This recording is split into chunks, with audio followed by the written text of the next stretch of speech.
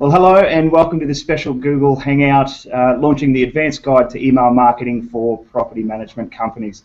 For those of you who I haven't met, my name is Joshua Cobb from Real Estate Dynamics, the industry leaders in property management consulting, training, and Referral and agency brokerage.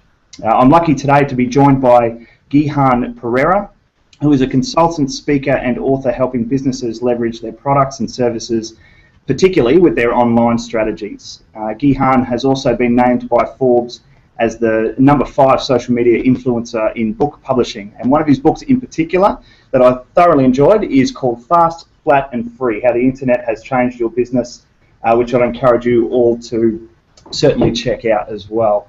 I was fortunate enough to see Gihan speak at a real estate conference in Brisbane back in 2013. And I feel very humbled that Gihan had agreed to co-author this ebook with me to help principals, BDMs, and property managers bring their marketing strategies into the modern era and take their overall marketing from good to great with smarter marketing strategies via email. I should point out that although this ebook has been written specifically for property management companies and real estate agencies in general, the ideas do apply to all businesses. So without further ado, I'd like to welcome Gihan Pereira all the way from Perth, Western Australia. Gihan, good morning. Yeah, good day, Josh, and great to be here. Looking forward to this conversation. Thanks very much. And Gihan, for everyone watching, would you like to just elaborate a little on what you do and the sorts of people or companies that you work with? Yeah, thank you, Josh. And I think thank you for saying a little bit about me and also for mentioning the book, which is great. So for the last 15 years, I've been working with organizations with their online strategies, and I actually started using the internet in 1988. So that was long before many people even knew there was a thing as the internet, and we were using it at uni and then in my first job, which is a technology-based job. So we were using it at that time, long before there's Google, long before there's social media. At the time, most people who were using the internet were just using it for email, and there were a few online discussion boards. There was no web or anything like that. But then that came along, the web came along, and suddenly the internet became commercial, but only a few people could put stuff on the internet. Most of us could only download. So if you're putting videos on there, then it was a news company. They'd be publishing some news stories online. Or if you're publishing, there were no such things as blogs. The only people who were publishing online were, again, news organizations or radio stations would publish audio and so on. And then social media came along, and I've kind of seen that shift. I've kind of seen where it's gone from really high-level control to now we've all got power, and then how do we kind of compete in that world? So I work with businesses and organizations, and both large and small, but with smaller organizations, it's now talking about things like social media, email marketing, and online marketing. And I love it because the people who get it have a lot of success with it, as you know, Josh. Yeah, look, absolutely, and certainly from a perspective in the real estate industry, Gihan, you work with some real estate companies, I understand? Mm-hmm. Yeah, that's right. Real estate and there's both sides of it. There's the sales side, and of course there's the management side, and I think they are two sides of the same coin in a way, because the sales side you might be working with somebody once in every 8 to 10 years, but on the management side you're working with people and you want to build these long-term relationships with them, and I love both sides of that, and they both work together. Yeah, look, absolutely. And what we're really here to talk about today is not only marketing for prospective clients or generating leads, if you will, but certainly marketing is all about prospective customers as well, isn't it? Yeah, it is.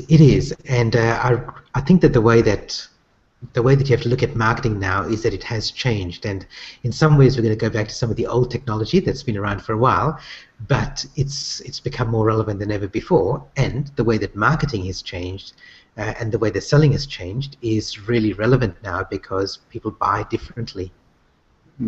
Absolutely. I think I said before, I might have mumbled my words there. I did mention prospective customers, but I did of course mean current clients and marketing. Yeah, relationships. With prospective clients. So look, if we have a look at the ebook, Gihan, and we start off in the ebook talking about the difference between inbound marketing and outbound marketing. Can you explain in simple terms the difference between the two? Yeah, look, I think if you were to summarize it, it would be push versus pull. So the way that you used to market was you'd push, and that's outbound marketing. So you push stuff through the yellow pages, through your local newspapers, through mass media like TV and radio, and basically what you're doing is you're interrupting people. So they're going around their busy lives, and you're interrupting them with your advertising, and it's all promotional stuff, and it's interruption marketing. And that was okay. That used to work because that was really the only way that people could hear about your products and services. But now inbound marketing is much more powerful now. It's more effective because people don't want to be interrupted anymore. And there are so many other ways that they can get access to you. And the internet's just completely flipped around the way that marketing works. So previously, as an organization, you had to push your stuff out there. And that was the only way you could get out to your potential clients and customers. And people appreciated that because they wanted to know. They needed something, and they wanted you to interrupt them and tell them about your stuff. But now there's so many more options. And the pull marketing is where you educate people and you make information available to them. So when they're doing stuff in their busy daily lives, and particularly online, they'll come across your marketing, but it's not an interruption. It's actually something that's useful to them. And then they will get in touch with you. So you're pulling people to you rather than pushing stuff out to them. And I think that's a key difference between outbound, which is the old way, and inbound, which is a new way. And what would you say would be some of the benefits of inbound marketing versus outbound marketing? Some of the besides the fact that you're not pushing so much, but what are some of the essential benefits of inbound marketing? Yeah, and it's not only what I say, Josh. It's actually the research shows this, and I think in the eBook we refer to some research that's been done about this. And inbound marketing does work and is more effective. So it actually generates more leads. It generates a better quality of leads. It's cheaper, so it actually costs about 1/3, going from about a half to a third of the price of outbound marketing to get those leads. And I think the other big benefit for us is that even though that's the best way for most people to be marketing in most organizations, most people aren't doing it yet. So by doing it, you're still going to be in the minority, and if you're the minority who's pulling people to you by providing great educational material that people value, then that already sets you apart. So we've got a little bit of a window, I think, for a couple of years before it becomes mainstream, where we can position ourselves as the organization who's helpful rather than pushy. So instead of becoming a pushy salesperson, you become a trusted advisor. And why do you think not as many people have been the early adopters of inbound marketing, especially if we focus on real estate for a second? Why do you think it's taken a little while for this to catch on in the real estate space? Do you think? Yeah, look, I think that you used the right phrase there, Josh. You used the phrase early adopters. So some people will always be the people who jump on board first, and they will be the ones who take a bit of a chance and and they see the opportunity, and they'll do that. And it takes a while for people to change. It takes a while for people to think differently. And I think the real reason why more people aren't doing it is because they don't realize that the world around them has changed. They don't realize that the way that people buy has changed, even though they themselves buy differently. You think about something that you bought recently, Josh. The old way you do it was if you wanted something, especially where there's some at the end of the process you're going to talk to an advisor, the old way was you'd pick up the phone and talk to your advisor. And that happens even now. Like if you're talking about clients that you've currently got, you'd think, okay, if I want to know something about my property, I might talk to my property manager to find out what things I should be doing. Not about specific property, but what can I do to improve my property? What can I do to get a better quality of tenant? What can I do to make sure that my tenants stay longer? You might have picked up the phone and called your property manager, and they'd be your advisor. But nowadays, that's not the way you do it. You might, even if you've got a property manager, you'd go and search Google first, or you'd ask your Facebook friends, or you'd talk to somebody on Twitter, or you'd read a blog, or you might have subscribed to some property investment or newsletters, and eventually you might end up picking up the phone and calling your property manager, and that's good, but it's not the way it's not the first step you take. Now, the property manager sitting there waiting for the phone to ring doesn't realize that their clients and their prospective clients have actually gone through this path. So they're thinking, oh, the phone's not ringing as often as, or when somebody rings, they just say, okay, do this. They're not asking me anymore. And you don't really know why it's happened. You just realize that you're getting fewer calls, you're getting fewer queries. You might find clients are changing more frequently. So when they get to the end of their contract, they might choose a different property manager. You don't know why that's happening. And you think, oh, it must be the GFC, or it must be the change of government, or it must be something that's outside my control, not realizing that you haven't taken the opportunity to be there earlier in the process when they're ready to, when they're thinking about something to do with their property in some way.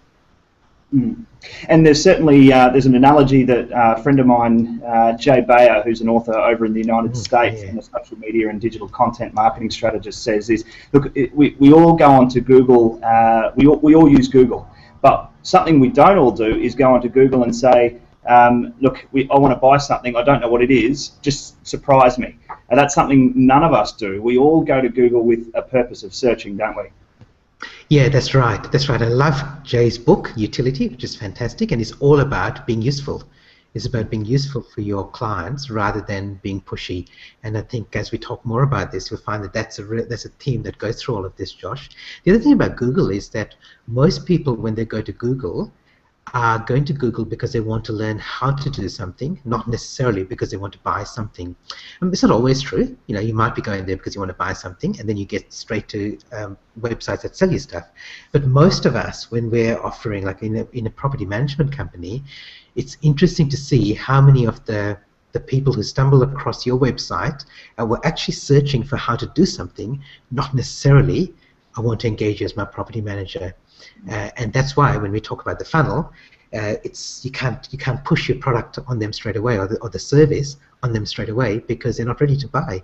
They're not ready to engage you. They actually want a little bit of education along the way. They want to be seduced, I think, Josh, but they want to be seduced not by flowers and a fancy dinner, but they want to be seduced by you demonstrating that you've got the expertise and the skills to serve them, not only immediately, but in the long term as well. Well, that's a good point you make as well. And if we can call on our friend Jay and his book Utility as well, he's got a great line in that book that is, if you sell something, sure, you'll make a customer today, but if you help someone, you'll make a client for life. And they're completely separate mindsets, aren't they? Yeah, absolutely, absolutely. And I think that people want to, especially with services, and we're offering services in what we're doing, Josh. With services, people want somebody who can help them, not just somebody who's an order taker. Well, just before we move into that funnel process, Gihan, why do you think email is important for inbound marketing? And traditionally, the real estate space has been quite heavily into print marketing and letterbox drops and just rented flyers and all sorts of paraphernalia that is cutting down a small rainforest in Tasmania somewhere. But why is email important to inbound marketing, do you think, Gihan? Yeah, I think you've raised 2 points there, Josh. So one is there's that offline marketing. So all of those things that you talked about, which cut down the rainforest, that's the offline marketing. So there's offline versus online. And I think I'm not saying don't do any offline marketing. There's a mix. So definitely do both of them. So have your offline and your online channels. And the second part of that is, okay, now that you decide to go online, which bits you're going to use? And that's where email is really valuable. So email is like one of the oldest internet tools and technologies around. I think it's the 1960s where email first started, and I was using it in the 1980s. As I said, when I was first using the internet, there was no web, but email was a really big thing. And so it's old, but just because it's old doesn't mean that it's not valuable anymore. And the key is that everybody checks their inbox every day. So everybody still uses email, and everybody still checks their inbox. And people say you check Facebook as well, and you check your Facebook account frequently, and people do. But the difference is that with your inbox, if you send somebody something in their inbox with their permission, if you send somebody something, it sits there. With Facebook, you kind of got to hope that the person is going to be on Facebook at the time that you send it, and if you're not there, if they're not there at that time or soon after, then it just scrolls off the page and they never get to see it, because I mean they can go back, but they don't.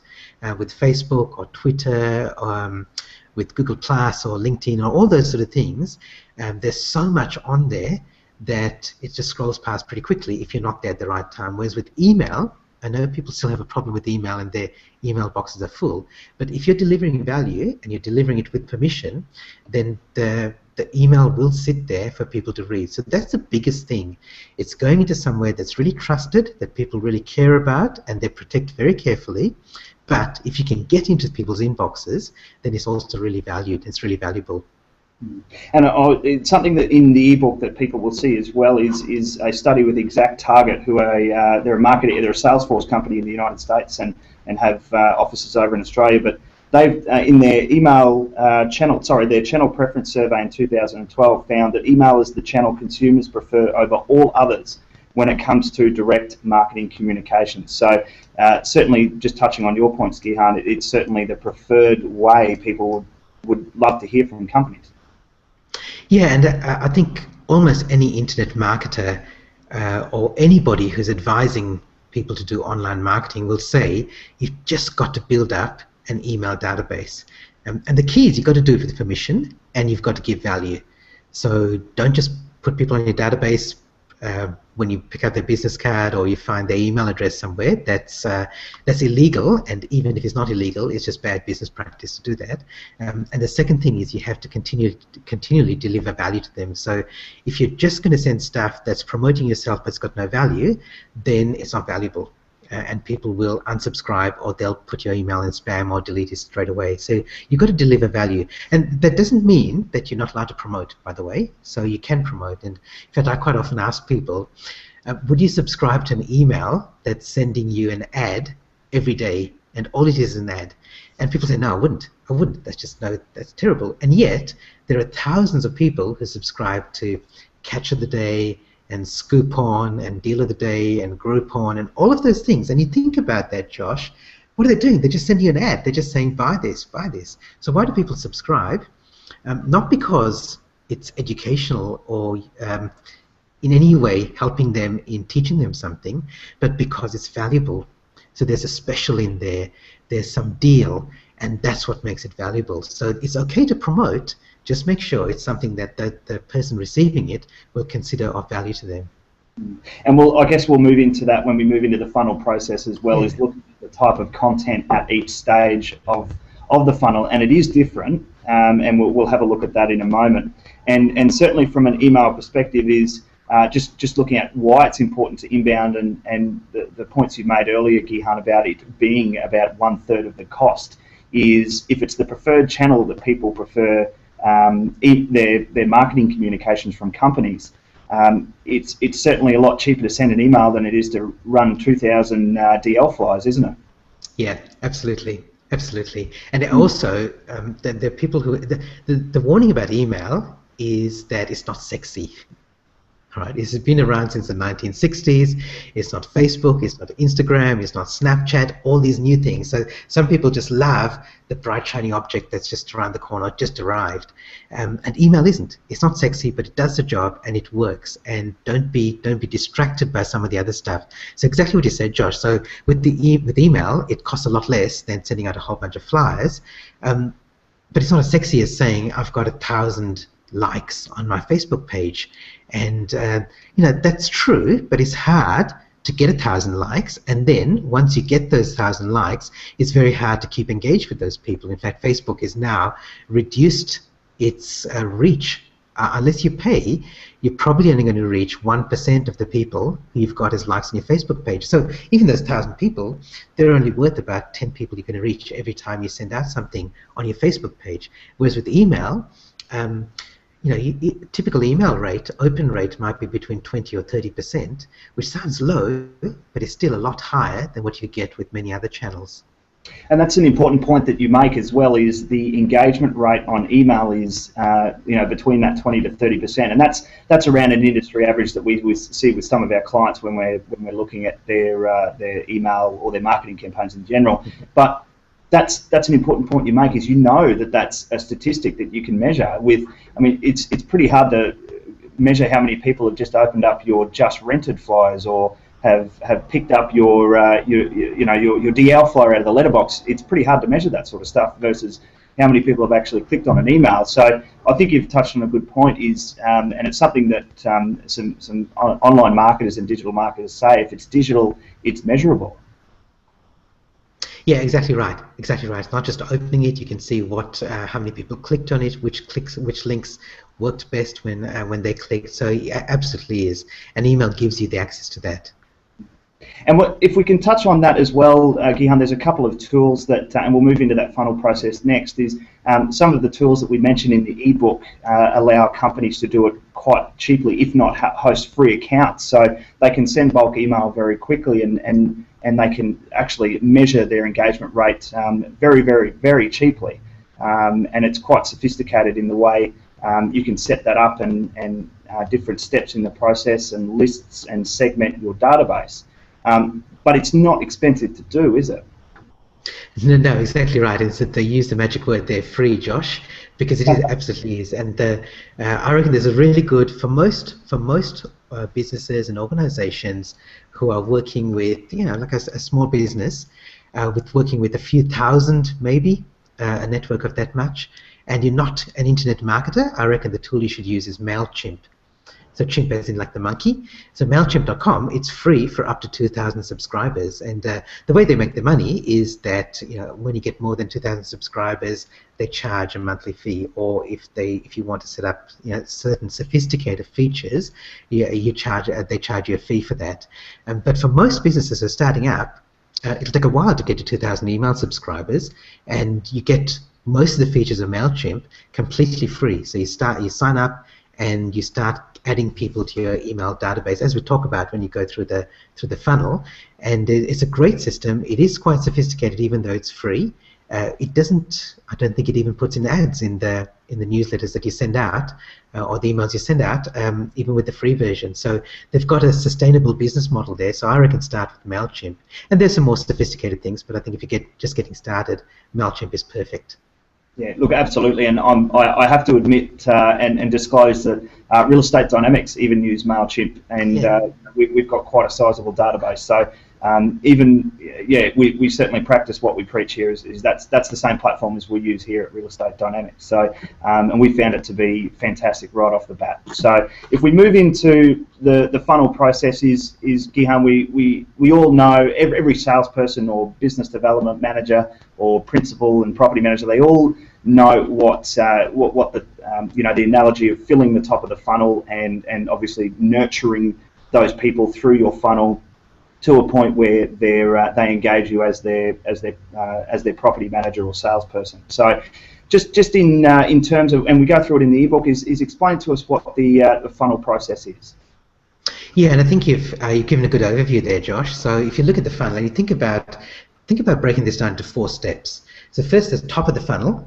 And the top of the funnel is you just want to get people into the funnel. And we're talking about email today, so it's trying to actually get people's email address. The second thing is when they're in the middle of the funnel, this is where you nurture the lead. So this is where you tell them a little bit about yourself, but you're still doing it in a really educational way. The bottom of the funnel is actually getting them to the point where they're almost ready to make a decision. You kind of got to push them over the line, so convince them to make that decision. And then the last part, which is actually out of the funnel or after the funnel, is a very important thing that you emphasized earlier, Josh, which is what you do to keep them and keep building up that relationship with them so that they remain with you as a client, they refer other people to you, and they renew their contracts. When the contract's finished, they will renew. So looking for repeat, renewal, and referral clients. So those 4 stages of the funnel are important, and they're quite distinct. And the idea is that you get people to the top of the funnel, and then you move them through the funnel, and you keep them there, forever. Ideally, you keep them there until they die or they say goodbye, and that's it. Yeah, and each stage we give some examples of content to deliver at each stage of the funnel in the ebook. But just so we can help everyone understand, is what is the strategy or purpose behind each stage of the funnel process, Gihan, and what types of content might be delivered at each stage. And if we start at the top of the funnel, you were saying before, is obviously the purpose is to get their email address. So how can people set up their websites or their Facebook page or any landing pages, or what do we want to do there? What's the purpose there? Yeah, that's exactly right. So the purpose of this, from our point of view, is to get their email address. The way you do it is that you have to be helpful. So you have to offer them something that's going to be valuable to them. And you just got to realize that at this stage, they don't even know who you are. So they have no idea who you are. So you've got to offer them something that's not promoting you, but something that's going to be valuable to them. So then they may not even be thinking about engaging a property manager at this stage. They just want to know what could be useful to them. So you're talking about somebody who's, let's say, a property investor. So I'm a property investor myself, and I remember before I bought my first investment property, I was very reluctant to do it, Josh. And it's not because of the risk. It's not because of the lack of funds. I had everything in place.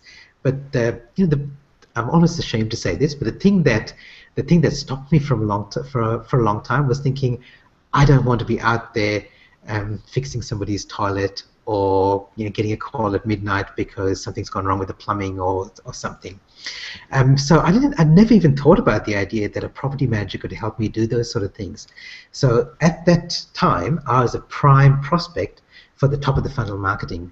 So if somebody had published a special report that said, here's how to invest in property and sleep easy at night because you never have to do any of that work, or here's the right place to invest where you get the right sort of tenants because you might be worried about the risk of tenants trashing your place, or here are 7 things that you can do, or 7 mistakes that first-time investors make. That sort of stuff would be really useful to me, and I would happily give my email address to somebody who would provide that report on their web page, or on a Facebook post, or on a tweet, or in a blog post somewhere. I'd be quite happy to exchange my email address in exchange for that report. So that's the sort of thing that you're looking for. There may be sort of industry reports, or even a short article, or a checklist of something that I want to do that'll help me. And it's nothing to do with you. It's nothing to do with you and your company. It's something that's going to help me be a better investor, be a better landlord. So that's the first stage. That's the top of the funnel. And just if we can, that's an important point you make, is when you're saying it's not about the brand or the company, is as you're saying, the key is to get their email address. So once we've delivered that helpful information, it's not, and that we're only just entering the funnel at that stage, the top of the funnel process. So from there, that top of the funnel, we don't want to be jumping in there for the sale straight away, do we? Yeah, exactly right. Exactly right. So the next stage, which is what we call the middle of the funnel, is where you kind of like nurture that lead. I should say though, Josh, so you're right. So you don't have to jump into the sale straight away. But if somebody wants to buy, then don't force them to go through the funnel, right? So you don't have to say, oh no, you didn't see all my fancy testimonials and this big beautiful video of the case study of our best client. We don't want you to sign up just yet. So if somebody is ready, then they can fast track the funnel. So we're not saying force them through that. However, most people won't be in that stage. So what they want is, now you go, and if you think of me as that example again, I go, oh wow, property manager can help me. So what are you going to do for me? And there you can do things like, this is where they're starting to build a relationship with you and your organization, your company. So this is where you can be a little bit more promotional. So you can give them case studies and reviews and testimonials and those sort of things that will help them understand that it helps build up that trust, builds up that relationship with you, so that when they're thinking about who are they going to work with as a property manager, then they might go to you. Now that doesn't mean that you should stop helping them and educating them. So still in that stage, so you may provide that report to start with, but along the way you might also provide other things like checklists and articles and other useful information. You might have a video about how to choose a tenant, or you might have a video about seasonal stuff. Like now here in Australia, it's coming up to winter, so you might have a video about things you need to do before winter, like making sure that you get your gutters cleaned. So that's the sort of stuff that's useful for the landlord or investor. And as a property manager, you do this stuff all the time. But as an investor, you're not thinking about that. Or as a landlord, you're not necessarily thinking about that. So again, you can be helpful, and all you're doing is you're being helpful, but you're also demonstrating that you're the sort of organization that they should be dealing with. And I guess an example of that is there's a company here in Brisbane that I'm aware of that are doing how-to videos on how they conduct certain tasks in property management, and breaking that down and really extending out that middle of the funnel process, and actually saying, well, look, this is how we not only we do 4 inspections a year, or we check our tenant arrears daily. Arrears are this sort of rate in our company. They're actually showing them how they do those tasks. So they're little short videos or how-to videos on how they carry out those tasks in their office. And I think what the difference between what they're doing and what the overwhelming majority of companies in property management are doing is they're not telling people what they do, they're showing them what they how they do it. And I think that in a visual perspective is so important in today's world, don't you think, Gihan? Yeah, exactly. And I think you've really hit on a really important point there, Josh, because I can see that you've just said that, and there'll be some people who will go, oh, we can't do that, because then they don't need us. They'll do it themselves. Okay, and what you can find is that, yes, some people will. So some people will go off and do it themselves. And we talked about MailChimp earlier, and it's a perfect example as an analogy to this. So MailChimp's business model is based on 90% of their customers will never pay them a cent. But the 10% that do make the business viable. So this is the same thing. So the whole of, if you look at all the people in your funnel, the majority of them will never become clients. But does that mean that you shouldn't show those how-to videos because they're getting free advice? No, it doesn't. It doesn't cost you any more to show that how-to video to that 90% of people. So why not show it to them, knowing that the 10% will see that and value it and go, wow, now I know what's required to manage a property well. And by the way, this company is demonstrating that they do it. Why wouldn't I work with them? So don't worry about the fact that you're giving away free advice, and don't worry about the fact that some people will just take the free advice and never do business with you. Just appreciate the fact that the people who will do business with you will get that relationship. You're building up that relationship with them.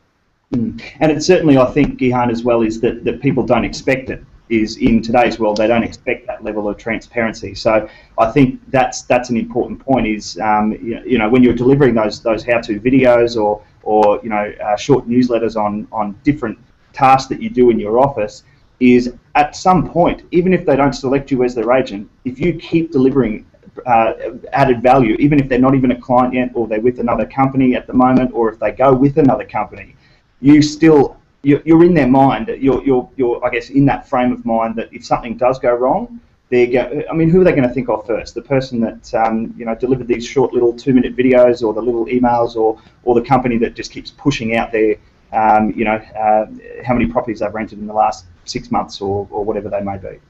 Yep, exactly right, Josh. Well, if we move on to, say, the bottom of the funnel, we've gathered someone's email.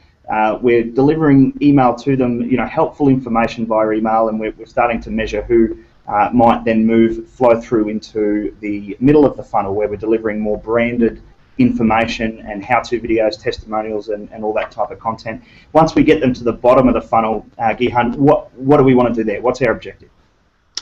Look, the objective is to actually get them to sign. So this is where they're ready to become a client. So what you have to do to get them to sign. Actually, I'm going to be a bit cheeky here and ask you, Josh. So what do you think because I know you've got experience in this as well, and there's no reason why I'm any more of an expert than you are. In fact, that's not true at all. So what sort of things would you do in terms of getting people to sign on the dotted line, if you like, at the bottom of the funnel? Well, that's a good question. Look, I think the important thing is once they've moved that through that middle of the funnel, you've actually determined who is ready for that. If you're sending out constant offline marketing, you don't know. You have no idea. So digital marketing, again, is measurable. So you can tell who is ready to receive that information based on the metrics or the statistics in the background that you can measure in MailChimp or other programs. And you know who's ready to receive that information, right? So once we get to that point, is our call to action. So we can say something along the lines of, look, Hi, my name's Josh from ABC Real Estate. I understand you've been receiving some helpful information over the last couple of months or weeks or however often. I'd love the opportunity to offer you a free rental appraisal of your property, or that's where we start to really the call to action time. So the key there is to get a conversation started about their property. It's not necessarily to, hey, call us, is when's a good time that I can call you and deliver you, a comparative rental analysis, or discuss how your property may be performing in the current market. So I think the important thing there is to not stop that helpful information coming, even though you're at the call to action stage. The key there is to get that meeting with the client. Yeah, and I think you just, like, the call to action is really important, Josh, and I think you've, again, hit on something that's really valuable for any marketing, and that any marketing should have a call to action. And even in the earlier stages, even when you're in the middle of the funnel in particular, where you're delivering a lot of, like, educational, helpful material, those how-to videos, like, don't ignore the possibility that somebody is going to be ready to buy, and they want to actually talk to a real person, and they're ready. You've built up enough of a relationship, even though you've got some other stuff coming up later. Give them a chance to escape the funnel, if you like, and actually talk to a real person. So give them that opportunity for that call to action even earlier in the process. And I think if we have a look at the process as a whole, if we use the analogy of buying a car, I suppose is quite one that everyone understands behind, is when you go to buy a car, you don't you don't pick up the phone straight away and say, hey, look, I'm interested in this car. Can you tell me about the engine? Can you tell me about the upholstery? Can you tell me about what features it comes with? You either talk to I mean, for me, I know I speak to my dad because he knows everything that I wouldn't buy a car without going to him first. So I'm going to a family member first to ask them information. Then I may go online and I might look for ratings or recommendations from other people that have purchased that car. Then I might go to the website of the company that sells that brand of car to look at prices and specifications and different options and that sort of thing before I've even picked up the phone to call that person.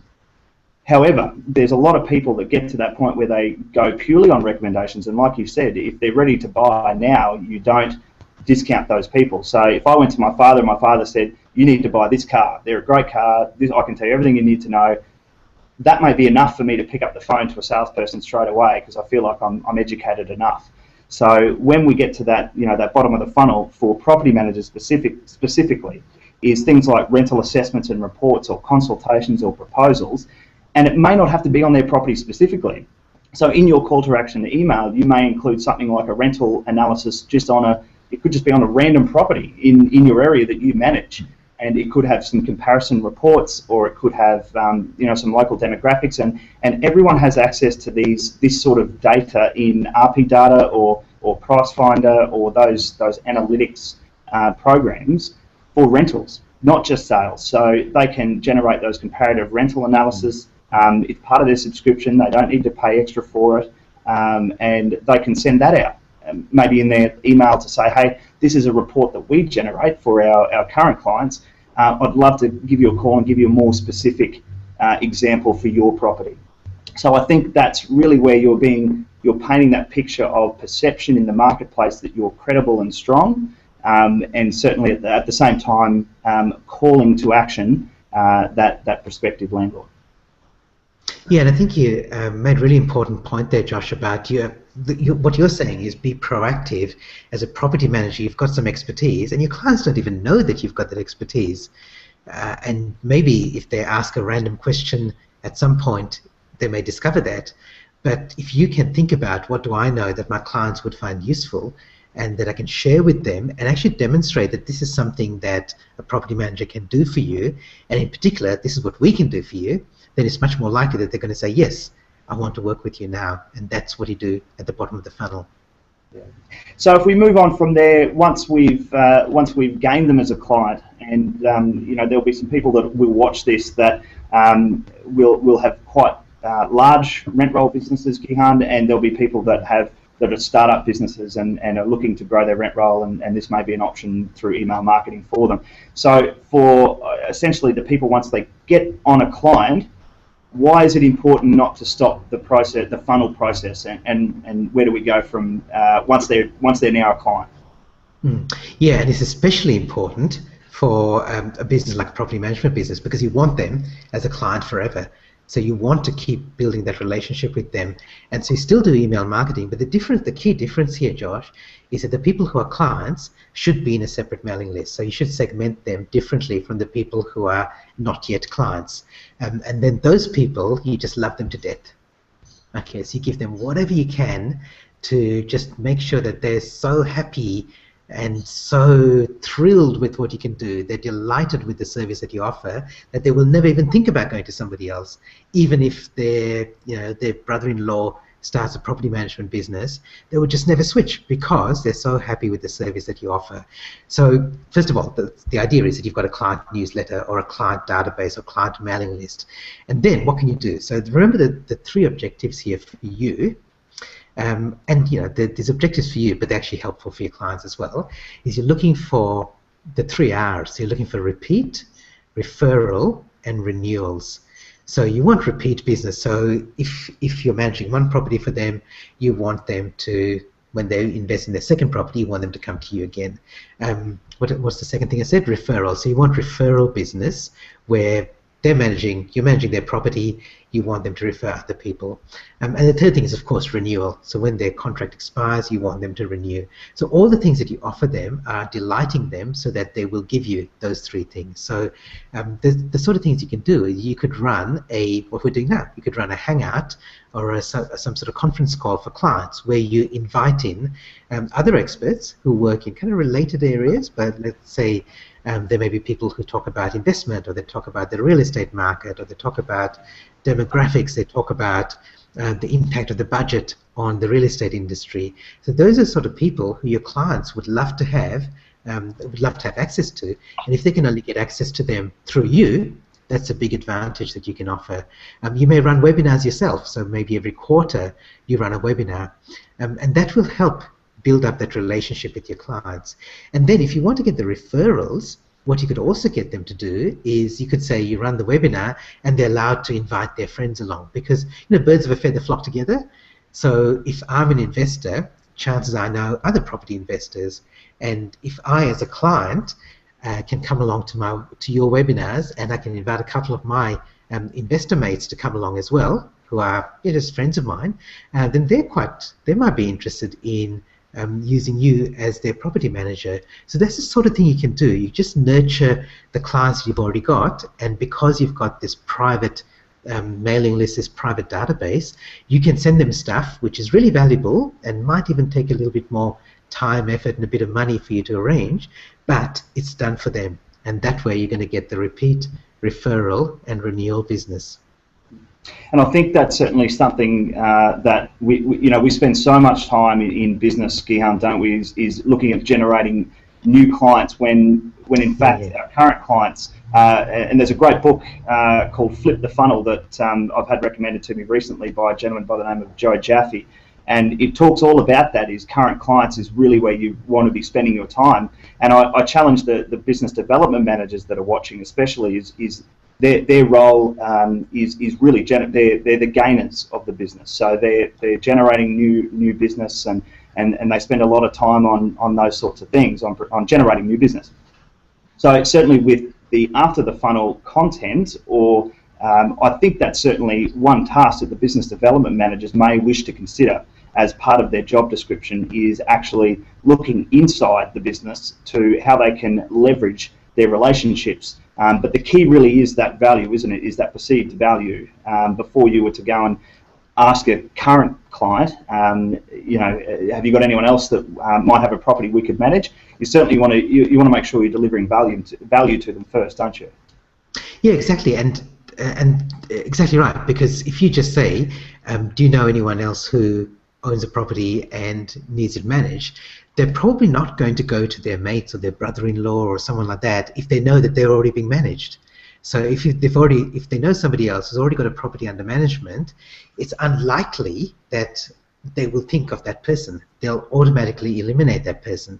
But if you say to them, you've got 2 guest passes to bring along, to invite 2 people to come to this webinar or this conference call or this video conference with this expert, then they're going to go, oh yeah, come along. They're not going to eliminate people who they otherwise would have.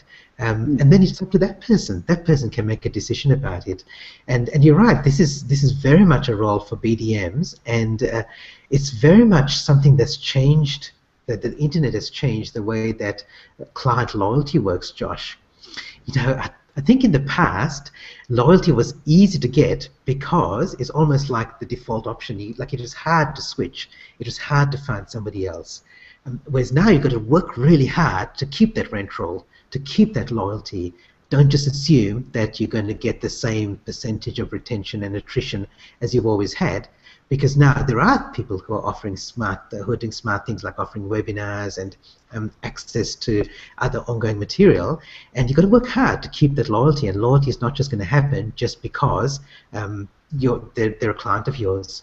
And I think you touched on a good point about referral networks as well. Is just saying to someone, have you got a friend with a property that they may wish for us to manage, or asking for business through your current clients is certainly an example I use in a keynote presentation that I give Gihan is a weekly landlord update that we used to use in our previous business. Every Friday we'd send out a landlord update to telling them everything that's happening with that property on a weekly basis. So the tenants' full names, where their rent's paid to, the balance of the bond with the state authority, when their next routine inspection is coming up. And what we found was that they were then forwarding that onto their friends and family who had other properties that we could manage, and saying, check this out, we've never had this from our current property manager or whoever it may be.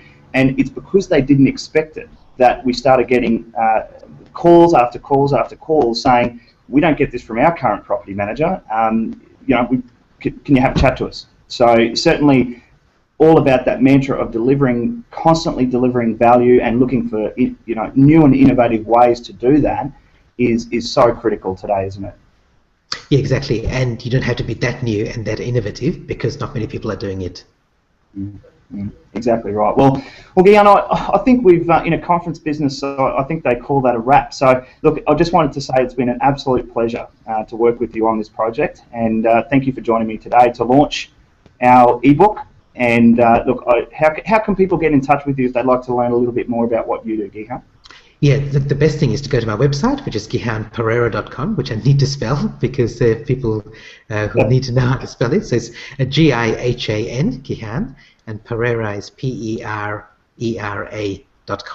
And you can find all my details there. Sign up to my newsletter, join my webinar series, listen to my monthly radio show, do all that sort of stuff, and do engage with me because as you can tell, I'm a big believer in delivering a lot of value. So please go along and get a whole bunch of value, whatever business you're in. Well, I hope you all enjoy the advanced guide to email marketing. You can download it now by visiting ebook-emailmarketing.businesscatalyst.com. That's ebook-emailmarketing.businesscatalyst.com. And if you'd like to, if you have trouble accessing that, or if you'd like some more information, you can certainly email me at joshcobb@realestatedynamics.com.au. So I'd like to thank all of you for joining me today, and Gihan as well. I'd just like to say thank you again for being a big part, Gihan, of putting this ebook together and sharing your wealth of knowledge of all things marketing and strategy and technology. I really appreciate it, and I hope everyone gets a lot out of what you've had to say. Thanks, Josh. It's been a big pleasure for me as well. I was thrilled to be part of it. Thanks very much.